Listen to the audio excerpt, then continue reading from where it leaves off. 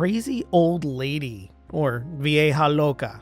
Yeah, I didn't get to see Scream 7, but with the terrible reviews, the bizarre casting decisions, and how the story was rewritten to accommodate them, and also just a very busy weekend in general, I just wasn't able to see it. Consider that my official boycott for how they treated Melissa Barrera. It is now the lowest rated Scream film by critics, and that's disappointing. The franchise might be killed off again. Oh well. So in the meantime, I browsed Shudder and came across this Spanish language film from last year coming to us from Barcelona. It's been a while since I've seen a proper horror film set in Spain, so I figured this could be fun, even if it was leaning a bit too heavily into the Hag-sploitation subgenre. For those that don't know, Hag-sploitation is a type of horror or thriller that typically focuses on older women as the antagonist. Usually they're mentally deranged or disturbed and had a previous life of glamour or wealth before becoming old and bitter. It had its biggest run back in the 50s and 60s, but every now and then you'll find the trope coming back up in modern times, with this movie being a pretty good example of it. Typically, films of this type usually fall into dark comedy, and Vieja Loca is no exception. Although I think that this film in particular does try to straddle the line between comedy and thriller, and I think that even though it's confused, it mostly succeeds, although it ultimately struggles to get a grasp on what it wants to be. On one hand, quite a few moments are played for laughs, and on the other hand, there are bits that are genuinely tense, disturbing, and frankly upsetting, even if there's not a lot of gore or anything going on. I'm gonna be honest here, I did not like this movie. I think it was well shot, has a tremendous powerhouse of a performance with the titular character, but the subject matter and the lack of tonal cohesion really rubbed me the wrong way. It's disturbing, but not in a fun way, and it just made me feel uncomfortable. I understand and appreciate the metaphors it was trying to make, but the subject material in a few scenes was just way too much for me to rightfully get over emotionally. Of course, that might affect my review, but I will still talk about it and try to give this an unbiased score, judge the film by its merits as a film rather than my personal feelings about the subject. But fair warning here, this movie probably is not for you if you care about animal abuse and sexual assault. That being said though, what is this movie even about? Vieja Loca, or Crazy Old Lady, is indeed about a crazy old lady. The film follows a man named Pedro after his ex-wife or girlfriend Laura asks him to look after her elderly mother Alicia for the night, who is clearly suffering from some form of dementia and needs to take her medication. When Alicia mistakes Pedro for someone else from her past, he becomes trapped in her home and must work to free himself while managing Alicia's increasingly unstable mental condition. So overall, we have quite the mix of genres all in one. Just to start out with, we have the Hag-sploitation, which is also known as psycho-biddy films. No one says biddy anymore, but yeah. An escape thriller, a horror comedy with how Alicia acts towards Pedro and Pedro's overall bumbling personality. A tragedy given Alicia's mental state, and also torture porn and bottle flick with almost the entire movie taking place in Alicia's aging grand villa while she tortures Pedro. I'll appreciate the film for exploring just this insane amount of genres, but I do think that just a little more focus could have made the movie a bit more poignant. I feel like if it had abandoned the comedy aspect, it would have had more of a punch, but here you have Alicia dancing around with Pedro or repeating a stage show monologue while staring directly into the camera or fumbling about for an extension cord to use an electric table knife. Sometimes the soundtrack as well gets especially silly and sounds more like it would belong in a TV show or something. It just feels really odd and it doesn't fit anything else going on. But then you'll also suddenly have the tone flip on its head and become incredibly dark and tense as Alicia starts to have some moments of lucidity before reverting back to her confused self stuck in the past.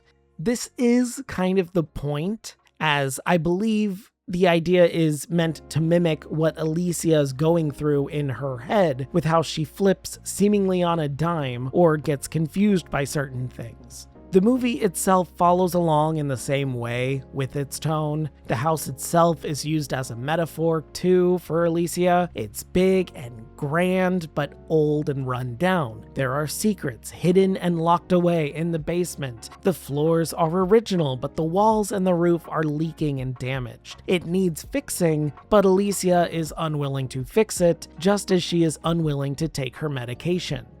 I can appreciate all of that. I think that's really, really great. But the true standout here is the acting, especially for Alicia herself. The titular Vieja Loca is played by Carmen Mora, and oh my god, this woman is a powerhouse. Some seriously amazing acting chops on this lady, but to be fair, that is to be expected since she has been acting since the 70s. Her probably most well-known movie is 1980's Women on the Verge of a Mental Breakdown, where she starred alongside future Puss in Boots Antonio Banderas. So that's something. So yeah, her history is prolific, and I wholeheartedly believe it with the performance that she gives in this movie. She is unhinged and emotional, but also clearly traumatized by her past, but also very gleeful when she believes that she is the one in control, and it gets wild from there. If you see this movie at all, see it for her performance. It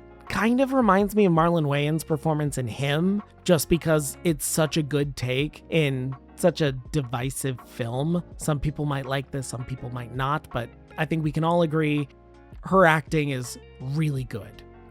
Alongside her, we have poor Pedro, the man tasked with watching Alicia, played by Daniel Hendler. He was actually in a previous review of mine, Virus 32, which was an interesting zombie film. Definitely give that review a watch. I like how Hendler acts as Pedro here, but I just wish that the character was written a little better. He is clearly meant to be disliked from the moment he shows up on screen. I'll get into that shortly. And even when he's being attacked and tortured by Alicia, some of the choices he makes are clearly meant to make the viewer dislike him even more.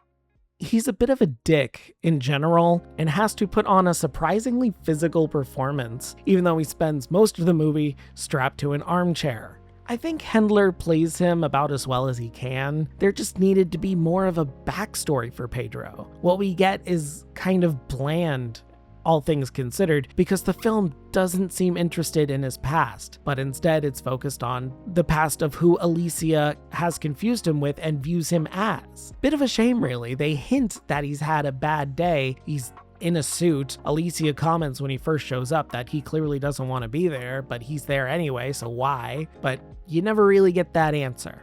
Lastly, we have a minor character named Laura, Alicia's daughter, played by Agustina Liendo, and I really like her character here. As Alicia's daughter, and as someone having to go through with taking care of an aging parent who clearly isn't who they were anymore due to the mental disease, I feel like there are some great scenes of Laura suffering emotionally while talking to Alicia over the phone, having to repeat herself constantly, but also in just showing how tired and aggravated that she is in general. She intermittently calls Alicia by her name. She outright insults her at a few times, wishes that she would die, but always says, "Te amo," I love you, to her. I wish the film would focus just a bit more on Laura's take on everything, because she's also curious who this man she's never heard of is that Alicia keeps bringing up over the phone. She's worried about her mother, clearly, but also just frustrated and wishes to be done with her and doesn't like feeling that way. But at the same time, doesn't want anything to happen to her mother and is very protective of her. It is a really interesting representation of the emotions one might be feeling when they're going through these types of situations. I want to see a lot more of that. Unfortunately, though, that's about where the film loses me. A lot of the subject matter starts to get a bit muddy when the film instead wants to focus on comedy and making absolutely sure that the audience does not like Pedro. Right off the bat, that set a bad taste in my mouth. It's not really a spoiler given that it happens literally at the start of the movie. But if you're curious, just mute for a few seconds, okay? Good. Pedro's introduction in the movie is him running over Alicia's pet dog, Frankie. The death is on screen, and Pedro, who, while remorseful, hides the body while moving onward to his task. I'm a dog lover, so I hate this. And later on, when it inevitably comes back into play, he makes a terrible decision that serves to make him even less likable and just feels gross. The issue here, though, isn't that Pedro is unlikable, because he clearly isn't that bad of a person. He's doing his ex a favor for whatever reason, and he seems nice enough. He doesn't do anything overly mean, is genuinely kind to Laura's daughter over the phone, and outside of the opening to justify what happens to him, there's nothing there. But he also doesn't do enough to make us, as the audience, root for him. He's just kind of in the middle here. I got stuck in a position where I disliked this man from the start, but I also didn't want to see the various tortures and attacks that he was pitted against be used on him. And it got even worse when sexual assault was put on the table. That drew a really hard line for me and almost helped to justify all of his previous actions. And that shouldn't be the case when his introduction in the movie is him doing that. Oh, Franquito. More time should have been spent exploring Alicia's past with this strange man named Caesar and Laura's relationship with her mother and the secrets kept between them and from each other. There are rumors of secrets in the basement that are eventually seen, but they aren't explored or talked about. We just kind of see them, get a confirmation, and that's it. They do contribute to the movie's idea of trauma and abuse and the theme of turning the tables on the attacker, with Alicia believing that she has the upper hand against her own abuser as well, but that doesn't justify half of her actions. So annoying here, and still a lot of details about Alicia's background are just missing entirely. We get hints to it, like how she wields a fire poker like a fencing blade, or how she seems to somehow be way stronger than her diminutive frame would make you think she is, but none of it is explained, and her ending feels lackluster because of it, if that makes sense. This was written and directed by Martin Marigui, who has been writing since the 2000s. This was his first directed film in about 20 years, though, but I don't think the direction is the issue with this movie. The writing here is just lacking all over. The intent is obvious, and the metaphors are pretty damn solid, but the film as a whole feels unfocused and confused, much like Alicia. I think it needed to tone down the disturbing content just a smidge and should have explored various plot points and backgrounds just a bit more. Laura needed to be a larger presence in the film, and her relationship with Alicia needed to be explored much better instead of the almost entirely singular focus on this mystery man Caesar, who we never see outside of a single dream sequence. Overall, Crazy Old Lady is definitely an interesting film. I think it tries a little too hard to get a shock from its viewers that it ended up turning me off entirely, but I still think there are some good aspects in this movie to justify its existence, and the performance given by Carmen Mora is astounding. Wonderful performance in a so-so movie. I just wish it was a better film. Mora has such great acting chops and so much talent and experience that it ultimately does her a disservice, sadly. I think if you are at all interested in this film or curious, I believe it's worth a watch. I think you should just know about the odd, confused tonal shifts and the very overly disturbing content, and I feel like you should be just fine. Give it a watch on Shudder.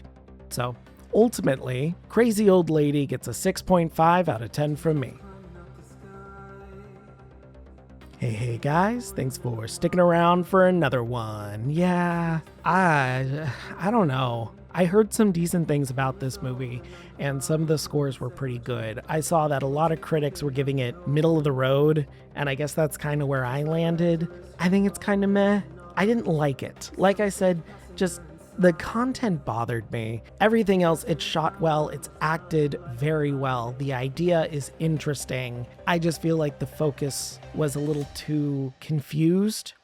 It needed to see what it wanted to do and focus just a bit more on that. And maybe it could have bumped up a letter grade. Letter grade, I use numbers, but as it stands, I feel like the only thing making this movie worthwhile to watch is Mora's performance and just her history in acting in general. Because oh my god, is she prolific. She's been doing this for decades. Holy crap. And it looks great. It's also nice to just see another movie out of Barcelona.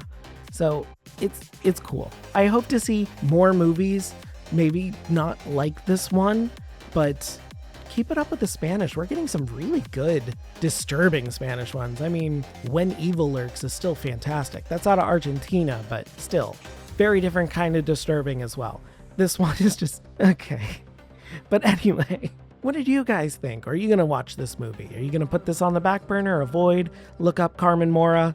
Let me know in the comments below. After that, don't forget to like this video, subscribe, ring that bell so you don't miss a video. And yeah, that's it. Have a great day, and if you're not, have a better one. See ya.